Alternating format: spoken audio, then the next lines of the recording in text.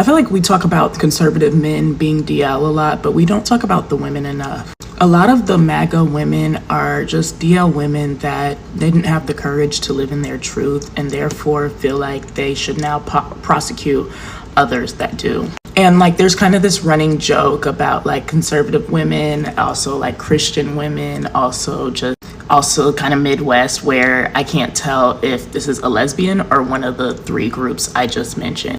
And you'll find like these women also kind of adhere to a lot of pillars of masculinity, despite kind of being supposedly of a side that believes in traditional gender roles, traditional values, traditional presentation along the gender binary.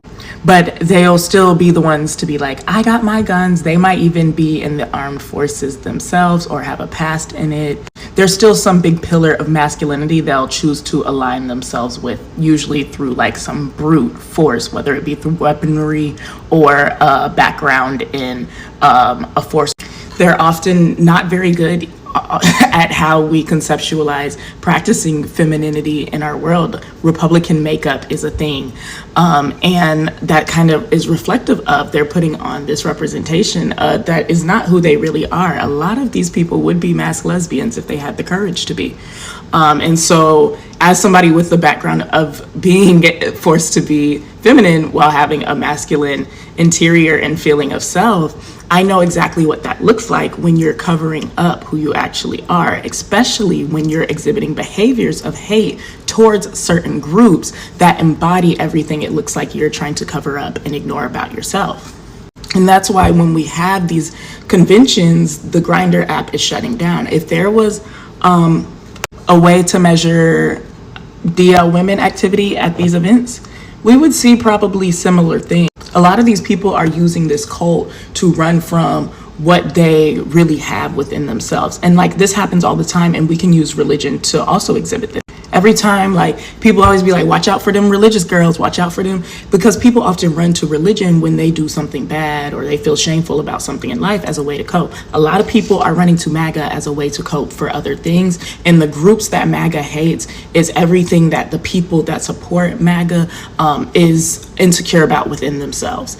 And so these people will run to this cult to run away from those insecurities based upon identities they hold and aren't having the courage to live out. So instead of living it out, this cult allows them to shoot arrows at everybody that embodies the freedoms they have yet to exercise for themselves in their own personal life.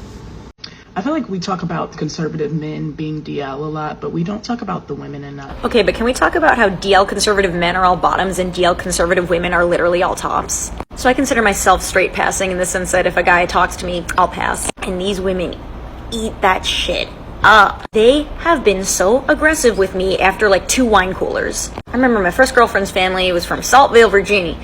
And she had some conservative relatives, and I remember we were standing in front of her aunt's Betty Boop tchotchke shelf, on brand, and this woman turns to me, I must have been in like 19, and she turns to me and she's like, you know, I don't have a problem with your lifestyle, come here. Sticks her fucking tongue down my throat, like, wah! And I was like, was that for me, or was that for you? And it's especially very young lesbians who are just usually gonna be like, oh, yes ma'am. But yeah, those girls who used to get weird at sleepovers who are married to men now, that didn't go away. It doesn't just go away. It just gets repressed. A lot of y'all aren't actually heterosexual.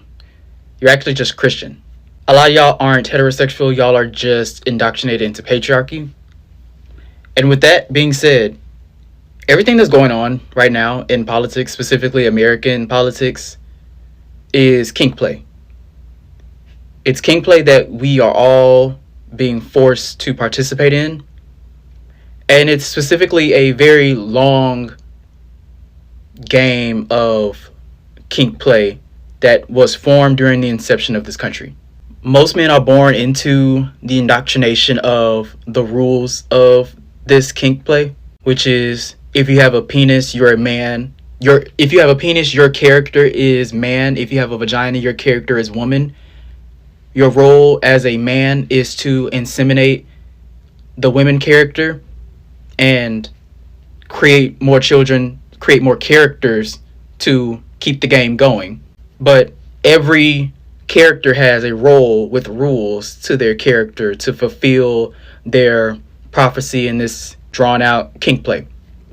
The man is the brute. He's meant to be strong, and he's meant to go build things. He's meant to have high attack damage and conquer other territories to increase his value. And then the woman's role is to recruit the highest value man.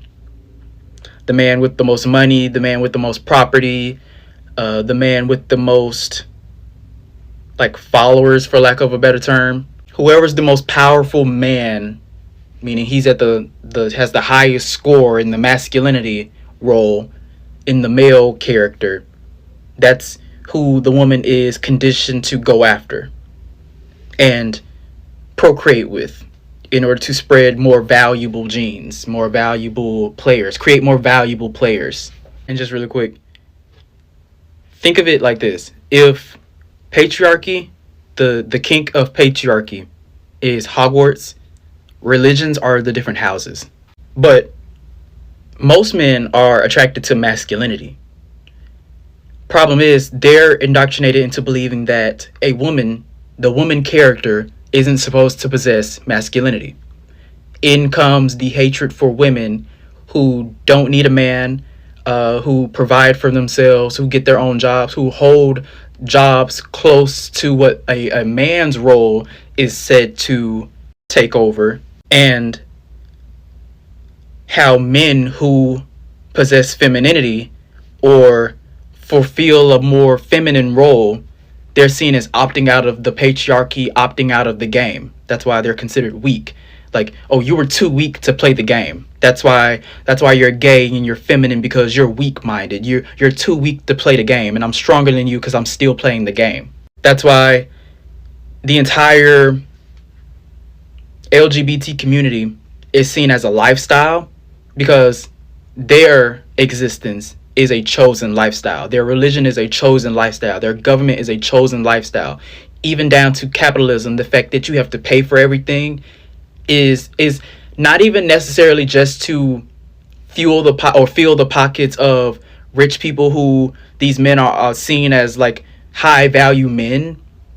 It's predominantly to promote work ethic, make you work harder, make the man get more jobs, work more hours, and build his value. This is why I wish y'all would be more careful in where y'all place y'all's anger.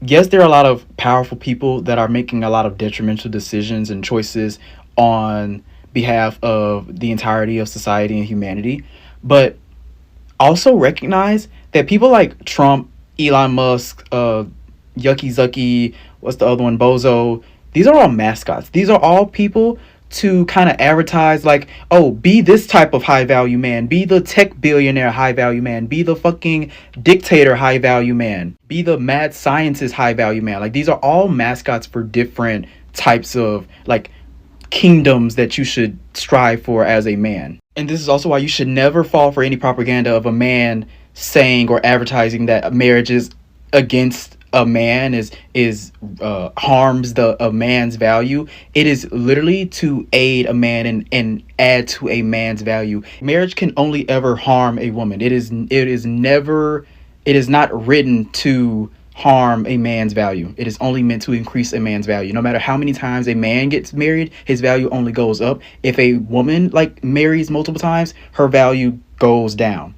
They specifically label it a lifestyle in relation to why they are so in opposition of children learning about the existence of homosexuality, the trans identity, the truth about gender and sex, and how it's a social construct.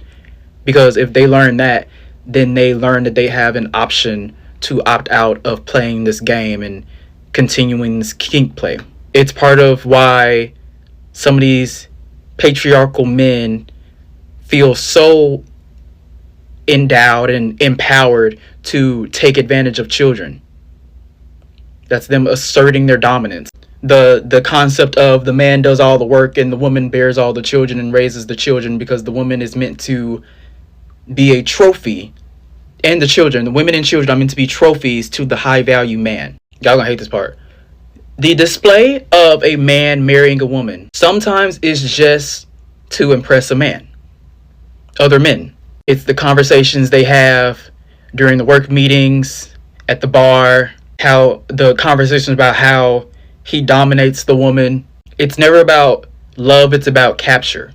Historically speaking, homosexuality has always been not only accepted but revered as holy and spiritual and divine, let alone normalized. But a part of this game, part of the American patriarchy game, you can't do that. That's you quitting the game. That's too easy. Like if you just like naturally attract man and naturally attract masculinity, like you're cheating. You haven't worked for that. Like specifically, homosexuality used to be revered as, oh, you're so manly that you're able to assert your dominance over another man. A man's body used to be a trophy for a king.